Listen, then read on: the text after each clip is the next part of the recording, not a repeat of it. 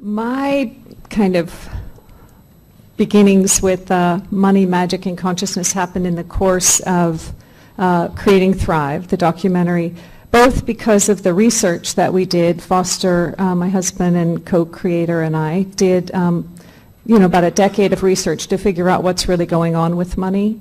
And that experience informed me. And then since then, we released it on 11/11/11, and it's being seen by over 1 million people a month steadily now. So it's over 13 million people that we can document who've seen it, and it's in 23 languages. And what that's done for me is to give me a really great opportunity to interact with people from all over the world.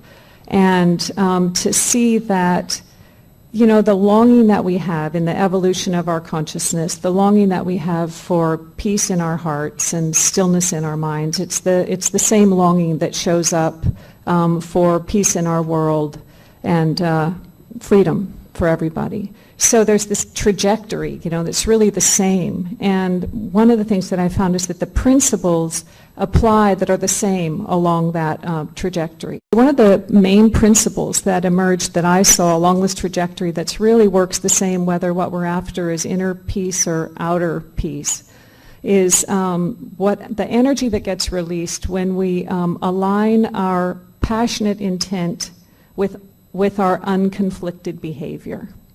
And, what is that? I think if you want to quit smoking, that if you buy a pack of cigarettes, that's conflicted behavior. But if you want to make a better world, what does unconflicted behavior look like? And this is where context and information can really help us. One of my experiences was in the 60s.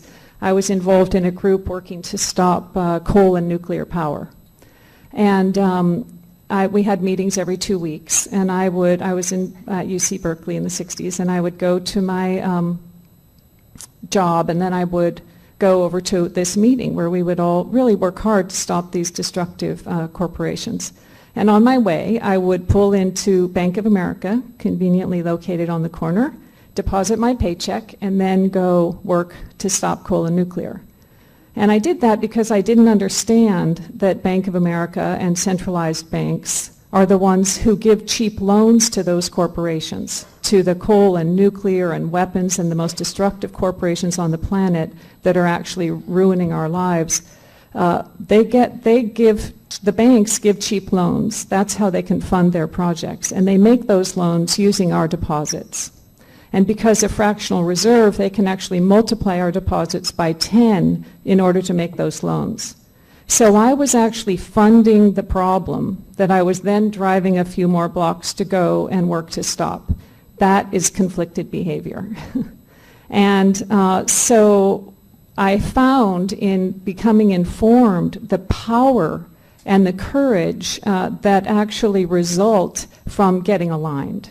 And so that's what I want to talk about today, or what are the things to explore together? What does it feel like, and what can we do to actually align our hopes and our dreams and our intentions and our behavior so that we can actually evolve our consciousness and evolve our planet in a way that frees our energy and frees up the energy of everybody.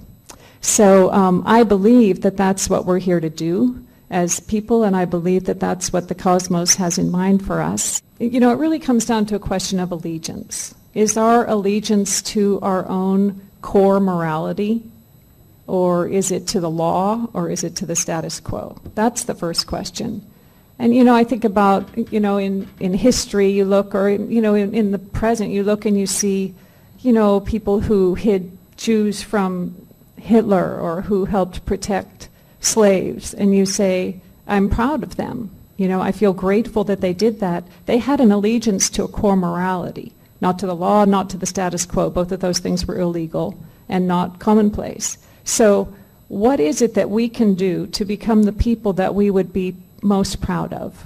That's really kind of part of that core reassessment is how can we determine what is our core morality, and then how do we align with that? And one of the things that I think, Greg Braden said something great in his talk yesterday. He was talking about that we can't really solve the issues unless we're honest about them, about what the issues are. And so for me, and in the course of Making Thrive, part of my process was to be really starkly honest about the situation that we're in. And so this conversation for me about how began with recognizing that we live in a world and we live in a country that requires that we violate our most core morality. That, there's no one in this room, I am certain, who would say that they believe that it's a good thing to kill innocent people.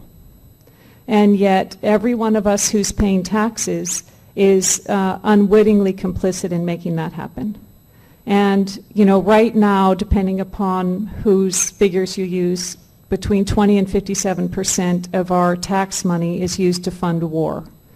And that the most conservative estimates are that Americans are responsible for killing over 150,000 innocent Iraqis, many of whom are children. So, when you think about that, that's like 5,000 Sandy Hook massacres. That's a Sandy Hook massacre every day for 13 years.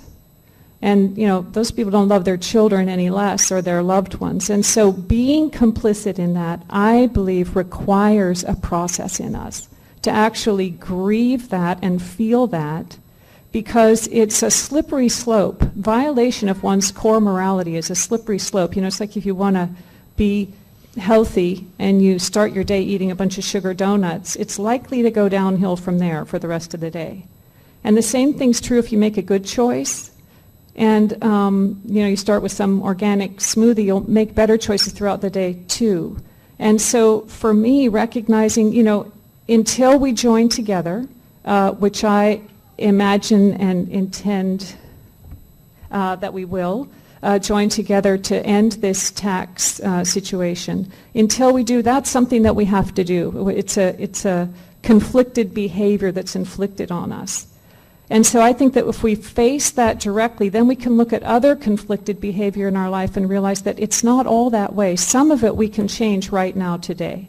And one of those things that we can change right now today is how we're spending our money and where we're depositing it. And it's really significant. Because of this fractional reserve where everything can be multiplied 10 times by the banks to fund these corporations that are killing us and our environment, instead of being complicit in your community getting riddled with crime and confusion and demise, we can be rebuilding our communities. And when you take your money out of those centralized banks and you move it into a local bank or credit union, you give your local bank the power to make investment in your own community. So it's not a perfect solution. It's part of the same Federal Reserve system, but it's a big improvement. And you can go to thrivemovement.com and plug in change your bank or take action, and it'll show up. You type in your zip code. It shows you a local bank and credit union near you with a list of every question to ask them so that you can find out if they're really investing locally in your community or not. I invite everybody here to do that, because what happens is that slippery slope, we can stop it and go, okay, it's true, I'm having to pay taxes, and I am really deeply sorry for that, and I'm going to do what I can to stop it. Meanwhile, I'm going to stop every way that I can of feeding this tapeworm and stopping the killing, and like Catherine says, withdrawing. And so I think that by recognizing that some of it is necessary because of the world and country that we're living in, and because of the world, every country has it, one way or another, that we're forced to separate from our core morality, but to reclaim our relationship with our core morality, and to have that be, in fact, where we are defining our core allegiance. And going from there, it's the most liberating, invigorating, fabulous, energizing experience that I've ever had. And I believe that that begets more of it and begets more of it. So the conversation I invite is how to do that more. Specifically, what are the ways that money is constricting or liberating you, or that you're finding the conflicted and unconflicted opportunities in your own life and taking responsibility for that, because that's what I feel is on the table for us to empower in one another, is really taking responsibility to make these changes. And it's like getting out of a bad relationship. It's usually inconvenient and liberating. And that's kind of what it's like to change your bank and make some of these other moves. Because I think once you change your bank, you start thinking, every dollar I spend is actually an investment. What am I investing in? And it feels good. It just feels better.